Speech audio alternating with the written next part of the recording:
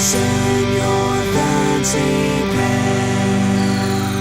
From an underground laboratory in Pennsylvania comes the Señor Fancypants Show. It's a podcast full of words said by people. There's also plenty of great music, so please give it up for your host, Señor Brian Fancypants.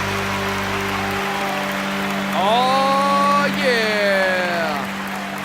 Welcome to episode 8 of the Señor Fancypants Show. We've got an amazing show for you today. My co-host Lincoln is here. Hi, Fancy Fans. Thanks for coming back. Yeah, hi Lily. Hi, Mark. Hi Gavin. Hi, Mom. Hi John Cena.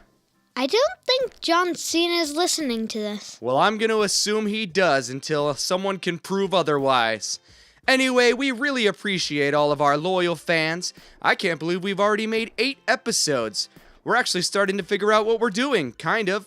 Now, I've been fighting a cold for a few days, so it's been really difficult to put this episode together, but I decided I wasn't going to let the cold win, and that we're going to get this episode out no matter what. So today, we're going to start with a segment that we didn't get a chance to do last time. It's time for Keith Brockway's Question of the Day. Keith Brockway's Question of the Day.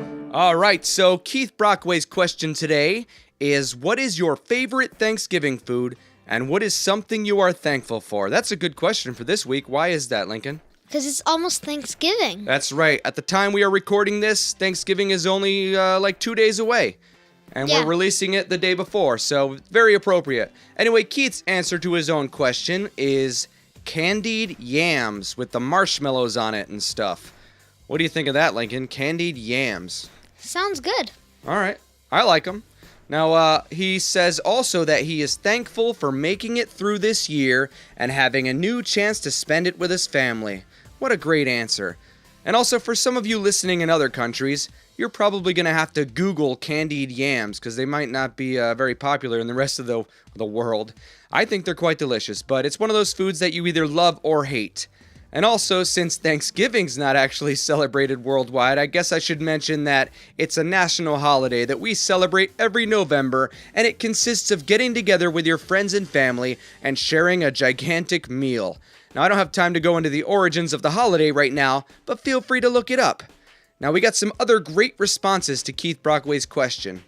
From Marita and Travis in New York, we got this answer. Marita said stuffing. All right, not bad. Travis said green bean casserole. Now, Travis and Marita also have a brand new baby girl who they assume would say that milk is her favorite Thanksgiving food. Probably accurate. And as far as what they are thankful for, they said they are thankful for the past year. I bet that has something to do with the cute little baby at home. What do you think, Lincoln? Yeah. Yes.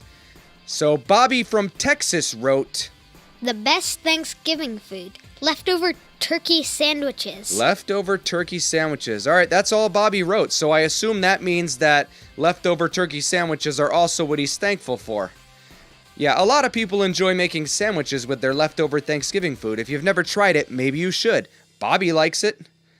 And next we have Brianna from Maryland. She asked her 2 children this question, and they said, we don't like Thanksgiving food. We like candy. They're 6 and 4 years old. The 6-year-old said they were thankful for Minecraft and getting Diet Coke tonight for no reason. All right, you hear that, Lincoln? Another Minecraft fan. You guys Yeah. could be friends.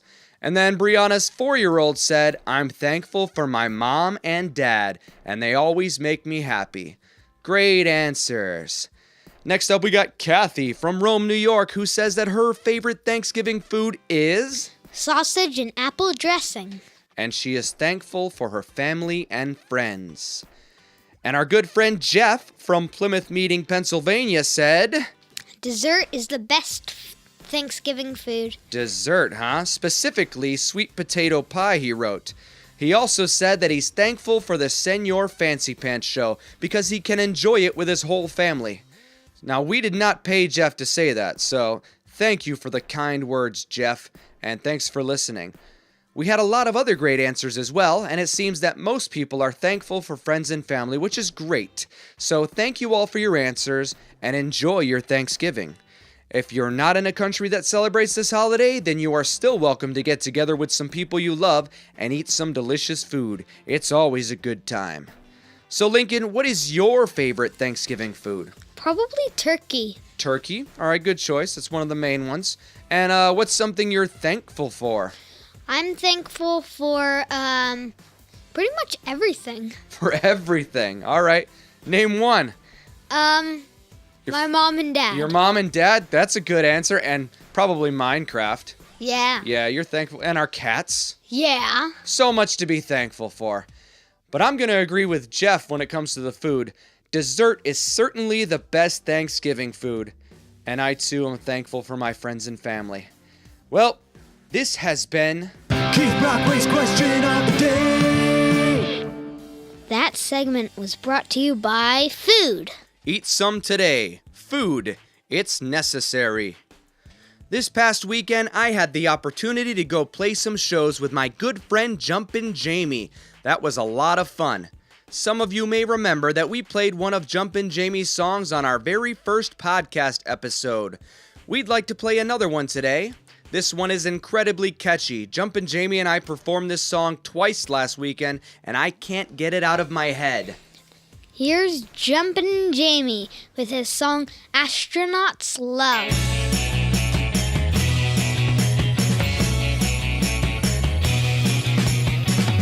Sometimes I get bored when there's no friends around or I've gotta do chores. But can you envision how the astronauts feel on a space mission? Space can be a boring place when there's no one to talk to face to face. What do they do when they're way up above? What I wanna know is what do astronauts love? La la la la love. What do astronauts love? La la la la love. How do they pass the time?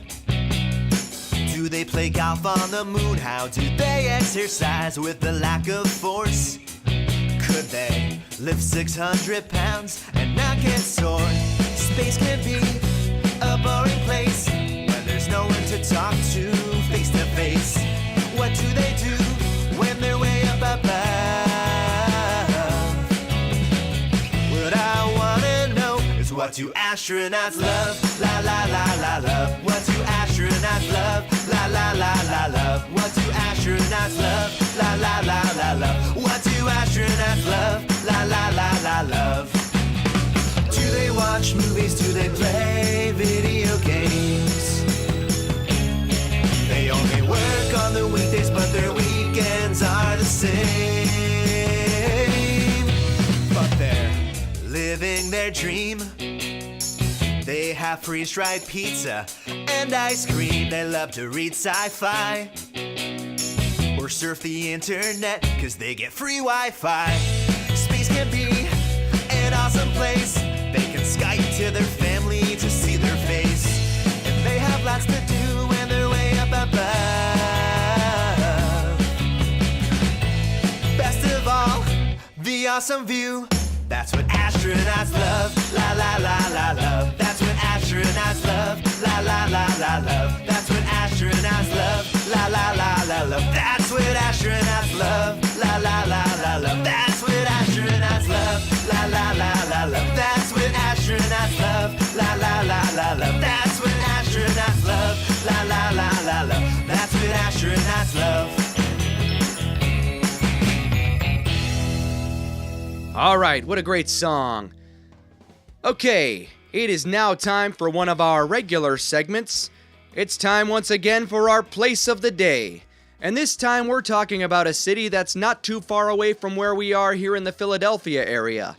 It's a world-famous city that is visited by over 60 million tourists each year. We are talking about New York City. the city that never sleeps, the Big Apple, the best place to get a slice of pizza, a great place to observe giant rats, if that's your thing.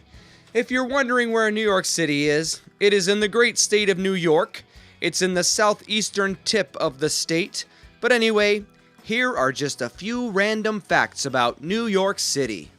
The population of New York City is around 8.6 million people. So it's way bigger than Philadelphia. It is by far the largest city in the United States. New York City is separated into 5 different sections called boroughs. They are Manhattan, the Bronx, Queens, Staten Island, and Brooklyn. All of the boroughs are very different from one another. They almost feel like they're their own separate cities. The first pizzeria in the U.S. was opened in New York in 1895. That's an important fact. The first pizzeria in the United States. New York pizza is my favorite kind of pizza. What about you, Lincoln? I like it too. Yeah, sorry, Chicago. Your pizza's good too. And we'll talk about that on another episode. More than 800 different languages are spoken in New York. And that's just an estimate. It could be less than 800, but the point is, a lot of languages are spoken in New York City. The Statue of Liberty was a gift from France. What a cool present. France never gets me anything. The Empire State Building gets struck by lightning around 23 times a year. The Empire State Building is one of New York City's most famous buildings. From 1931 to 1970, it was the tallest building in the world. But as of right now, it's the 43rd largest building in the world, and apparently, it has a tendency to get struck by lightning. So don't stand on the very top. More Chinese people live in New York than any other city outside Asia. And more Jewish people live there than in any other city outside of Israel. It's a very diverse city. That's one of the great things about New York City. There's people there from all over the world. The New York Public Library is the 3rd largest library in the world. It has over 50 million books and other items. So if you're looking for a book or some other item, there's a good chance they have it. Times Square is one of the most visited tourist destinations in the world. Times Square is a section of Manhattan that stretches from West 42nd Street to West 47th Street. There you will find large, brightly lit advertisements and billboards, as well as many shops and restaurants. It is also the hub of the Broadway Theater District, so it's a great place to go see a musical or a play. There's always something going on at all hours of the day there. About 330,000 people walk through Times Square every day, and about 50 million people visit Times Square every year. The New York City subway is one of the oldest public transit systems. It opened in 1904. Now, traveling to every single stop on the subway would take almost 22 hours, and that's only if you were, tying the world record. In my opinion, though, that is not a great way to spend 22 hours. The most famous bridge in New York is the Brooklyn Bridge. Yes, the Brooklyn Bridge connects the boroughs of Manhattan and Brooklyn. The Brooklyn Bridge is actually my favorite bridge out of all the bridges I've ever seen in person. Lincoln, I'm going to have to take you there sometime. You haven't been on the Brooklyn Bridge, have you? No. Yeah, I highly recommend that everyone, if you get a chance, I recommend everyone take a walk across it. It's awesome. Now, here's our last fact about New York. Every year, on New Year's Eve, around 2 million people gather in Times Square to watch a ball drop to bring in the new year. And then another 1 billion or so people watch it on TV. We humans are very easily entertained, I guess. Alright, so those are just a few random facts about New York City. It's an amazing place that we highly recommend visiting in your lifetime. If you want to see what it looked like in the 1990s, check out Home Alone 2, Lost in New York. That is, if you're old enough to watch it. I went to New York City. The buildings were so tall. Looking up in New York City can make you feel so small. We played around in Central Park, took a walk through Times Square, went and saw a musical, then rode the subway everywhere. Oh, how I love this town, New York, New York. the city that never sleeps. New York, New York, I love to walk your streets. All right, now it's time for another one of our regular segments. What is it, Lincoln? Animals are cool. Here are some facts about one of them. Animals are cool. Here are some facts about one of them. This week's animal is the armadillo, a mammal that lives in Central and South America, with one species in the southern United States. So without further ado, here are some random facts about armadillos. There are around 20 different species of armadillos. Most of the different species are named after something about their appearance. A few examples are the northern naked-tailed armadillo, the southern three-banded armadillo, and the screaming hairy armadillo, which might be the name of my next band. The word armadillo means little armored thing. It's a very literal name. They have hard, leathery shells that protect them from predators. Armadillos are the only mammals that have protective armor. Armadillos are nearly blind and deaf. That's right, they can't see or hear very well, but they have an incredible sense of smell. They also have long fur on their undersides that help them feel around, sort of like the whiskers on a cat. Armadillos can hold their breath for up to 6 minutes at a time. They are also very good swimmers. They can swallow air to inflate their stomachs, which allows them to float for short periods of time.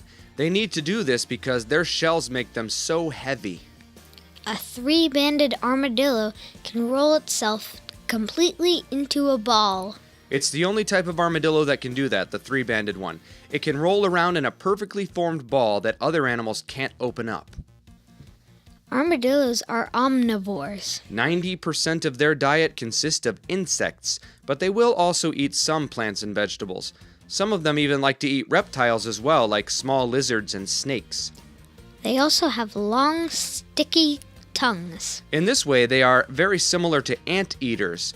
They can use their tongue to feel around inside ants' nests and termites' nests and pick up a bunch of ants or termites at a time.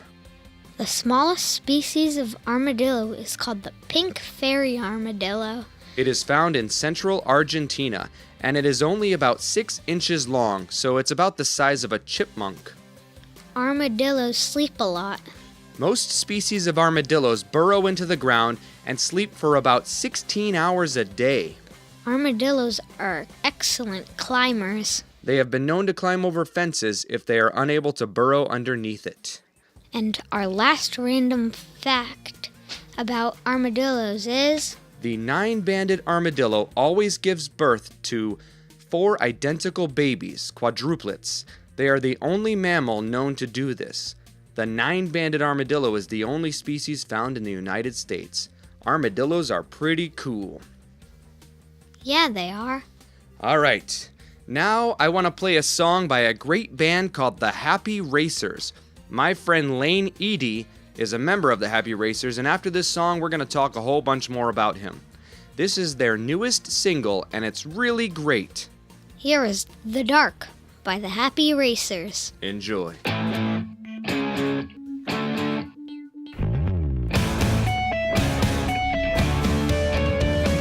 I'm not afraid of the dark. Yeah, I got the moon and I got the stars. When I lay down and I close my eyes, I know the morning sun will rise. So I'm not afraid of the dark. I used to see monsters climbing up my wall. Couldn't sleep. Thunder and lightning so frightening. The raindrops fall. Couldn't sleep. The wind gets to blowing. I smile 'cause I know it's just shadows dancing around me. I'm not afraid of the dark. Oh, I got the moon and I got the stars. When I lay down and I close my eyes, I know the morning sun will rise. So I'm not afraid of the dark. Whoa, whoa, no, I'm not afraid. Whoa, whoa, no, I'm not afraid.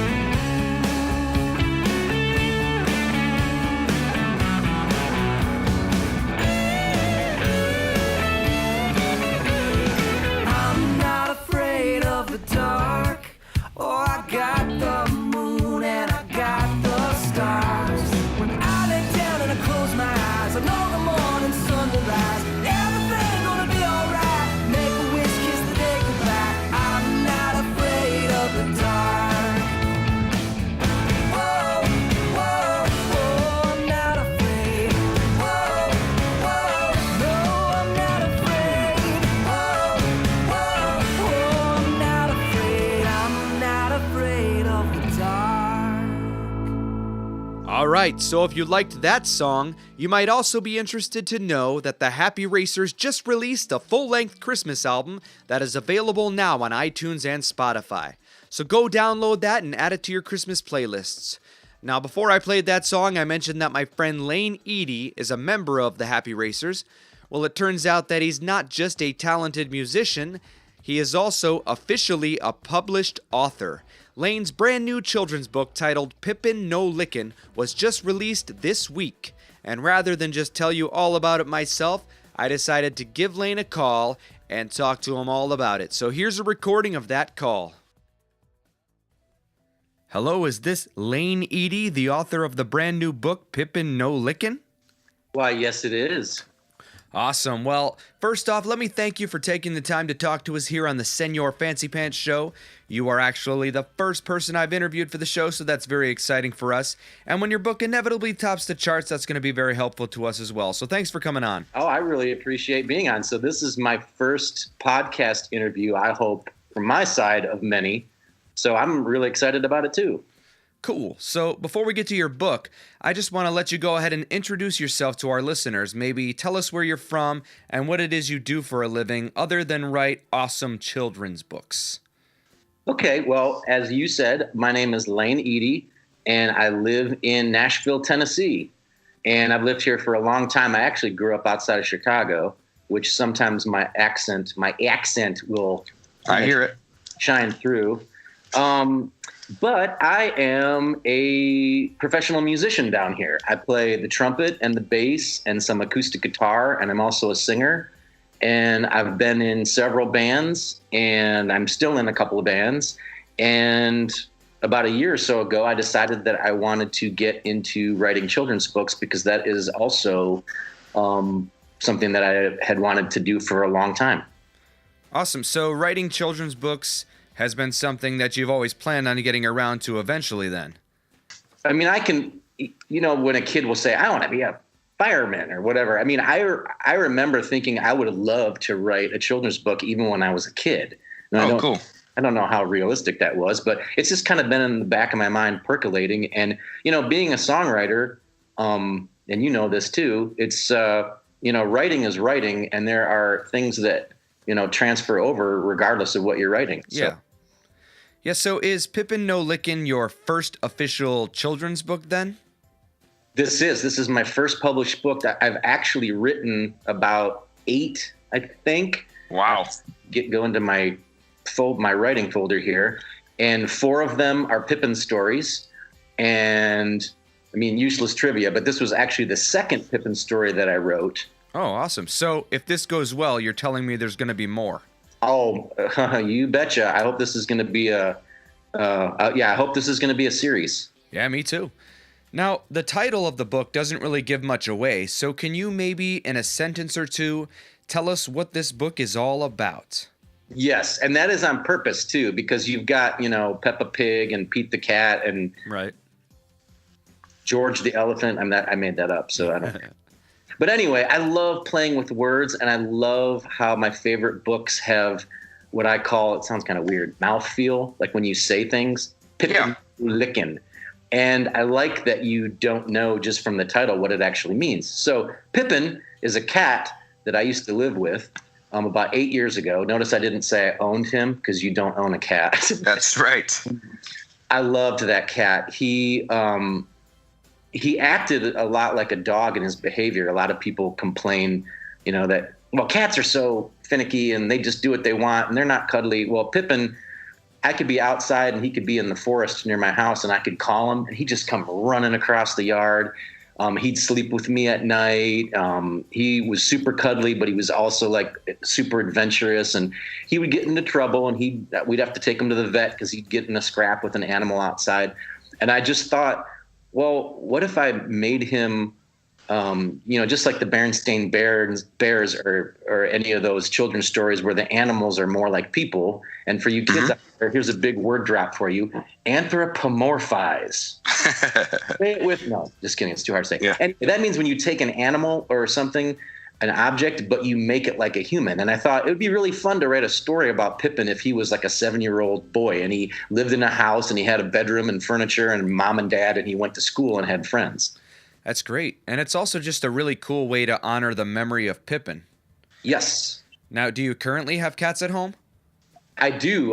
We have a 9-year-old white tabby. She's 15 pounds. She's a pretty big kitty. Wow.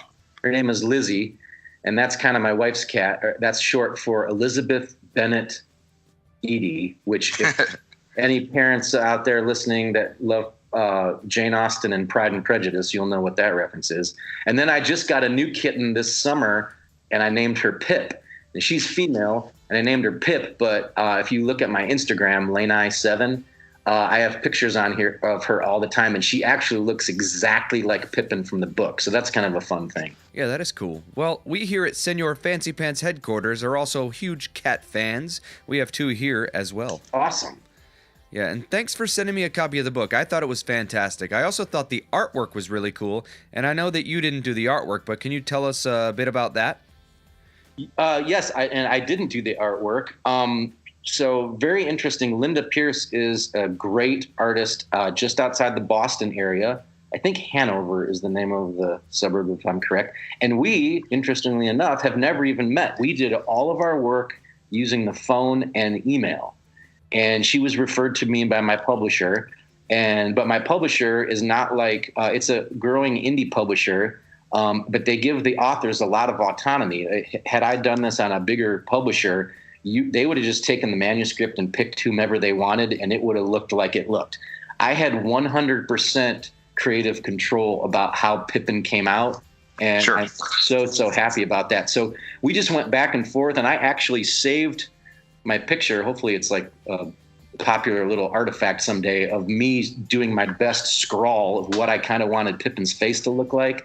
And so Linda and I went back and forth, and finally she sent one back, and I was like, eureka, that's it. And it was just off to the races. She knocked it out of the park. After we got the initial face done, I don't think I really had to say much about like what the body looked like or anything else. She just took the idea of, him being like a 7-year-old kid in cat form and just really had fun with it and did a great job. Yeah, well, it looks fantastic and the writing is great, and I know people are going to love it. So what I want to ask now, though, is most of our listeners probably don't realize just how much time and hard work goes into taking an idea for a book and turning it into the finished product. So can you kind of give us an idea about how long it took for you to take your concept, your original idea of Pippin, to actually having the finished book in your hands? Yes. So just the writing process is long enough, and you and I both know from songwriting, you can get an idea and sit down and maybe the rough idea of it, get that to come out in a couple of days, and you're like, yeah, I know how I want it to start, go, and kind of end. But then it's almost like taking a big blob of Play-Doh or clay and just whittling it down. It takes a lot of time to get it in that final form. And especially with a kid's book, just like writing a song, it's not a novel. You don't have thousands of words that it doesn't matter if every sentence is exact. With a children's book, you have a limited amount of words, and you really have to carve and mold and add here and take from here and just get it exactly how you want it. So I would say it took a couple months to get the manuscript how I wanted it. But then there's the whole pitching process. So then I got online, and I'm giving away my secrets here, but not really. And I just looked for publishers that didn't require agents. A lot of times a publisher will require an agent. It's kind of like a go-between between the author and themselves, kind of like a musician with an attorney when they used to go, the old days of getting record deals and stuff. So I found some publishers that just said, hey, we'll read your manuscript, and you do not need an agent. And so I sent, and then I was also looking for an agent too, because I was like, oh, maybe I need one of those. So I probably sent out 30 inquiries to publishers and agents. And, from being in music, I have a thick skin, and I've been rejected a bazillion times. So I just figured, my first round or two of sending stuff out, I might have just gotten rejected. But fortunately, one publisher, Morgan James Publishing, out of the East Coast, got back to me in about 3 weeks of sending something out, which is actually pretty quick in the publishing world too. And so that started last summer, probably like July or August. And then we had everything hashed out and signed by October, I think, and then started making the book. And then now the book is coming out tomorrow.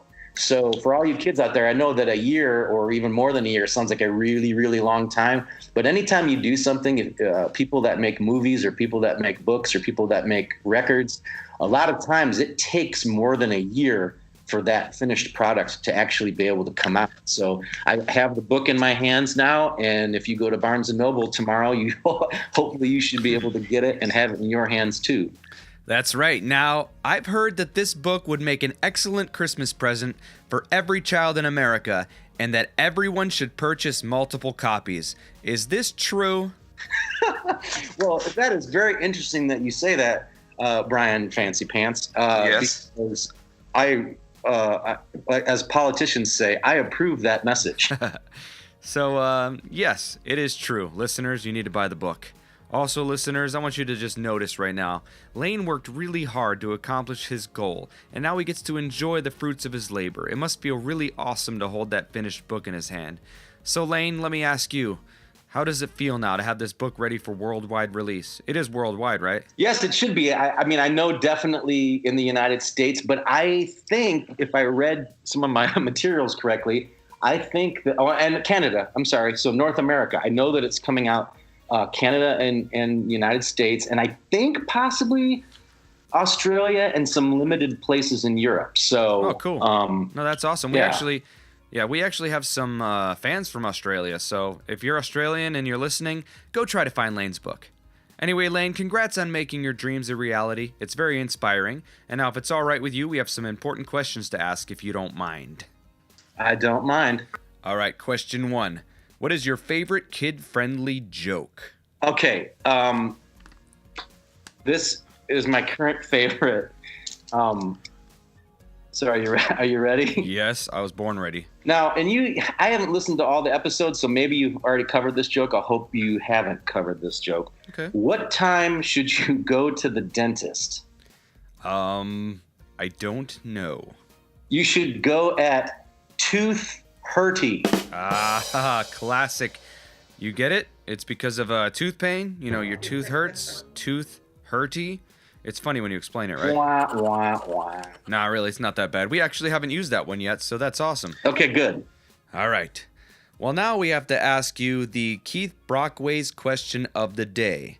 And today that question is, what is your favorite Thanksgiving food, and what is something that you are thankful for this year? Okay, you guys might think I'm weird. I'm not a huge turkey fan. I am. The stars have to align with the perfect amount of moistness and stuff like that. All right. But I really love me some good mashed potatoes and gravy. Nothing wrong with that. I think I probably look forward to that more than anything on the table. Well, that's an excellent choice. And now, what is something that you are thankful for? I am thankful for my beautiful wife that has followed me down to Nashville so many years ago and has been there and supported me and continues to support me through all of my kooky creative ideas that I get, that I say, I'm going to try this. And she's like, okay.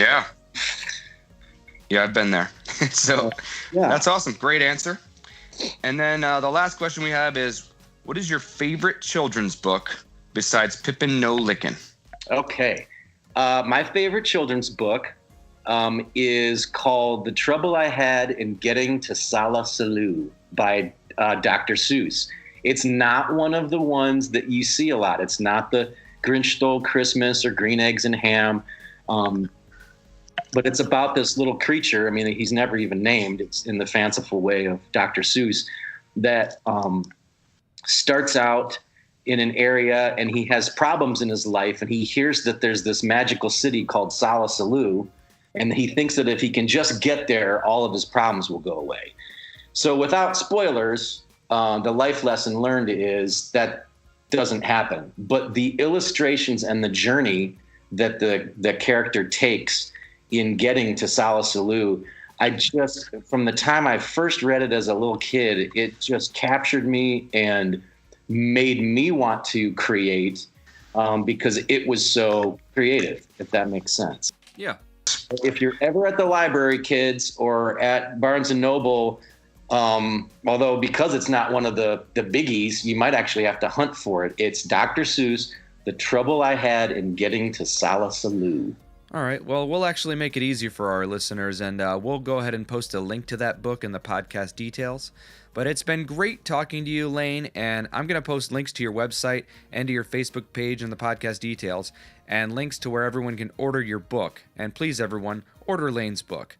So, Layne, I hope you enjoy the rest of your book launch week, and I wish you the best of luck, and I hope that you'll stay in touch with us here on the Señor Fancypants Show.